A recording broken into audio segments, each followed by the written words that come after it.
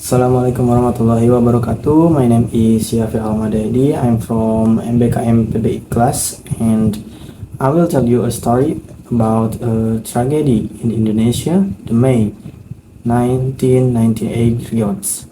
To fulfill my final project, May 1998 riots of dark history, a gross human rights violation in the May 1998 riots became of the darkest periods in Indonesian history.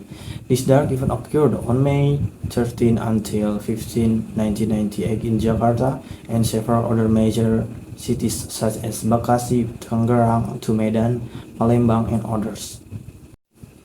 The main cause that triggered the riot was the financial crisis that occurred in the Asian region.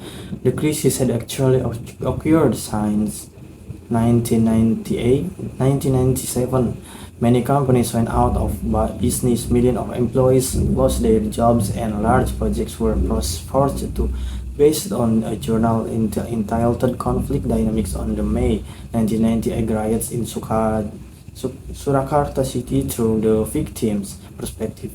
The price of basic necessities at that time soared. The unemployment rate increased and the number of school dropouts also increased.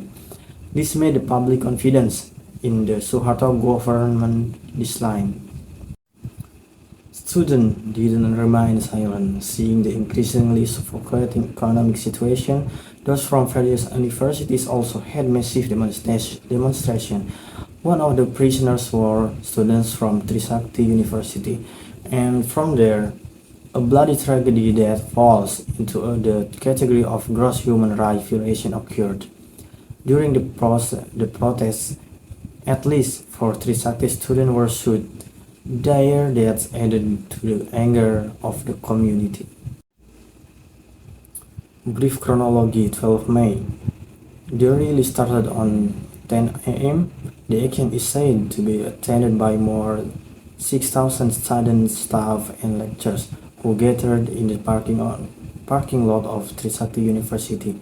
Shortly after the situation became tense, there were 4 students who died, namely Elang Mulia Lesmana, Hafidin Royan, Heri Hardatanto, and Handiwan.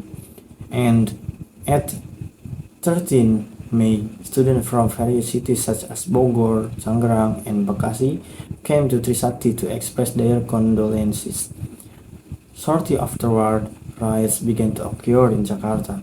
Actions such as vandalism, looting, and burning of buildings, vehicles, and public facilities were unavoidable. And at 14 May, starting in Jakarta, the unrest spread to other cities. Bogor, Tangerang, and Bekasi were reportedly completely paralyzed. Arson, vandalism, and looting of shops continued to occur in various regions. And at 15 May, President Suharto, who was in Cairo at the time, crashed back to the country.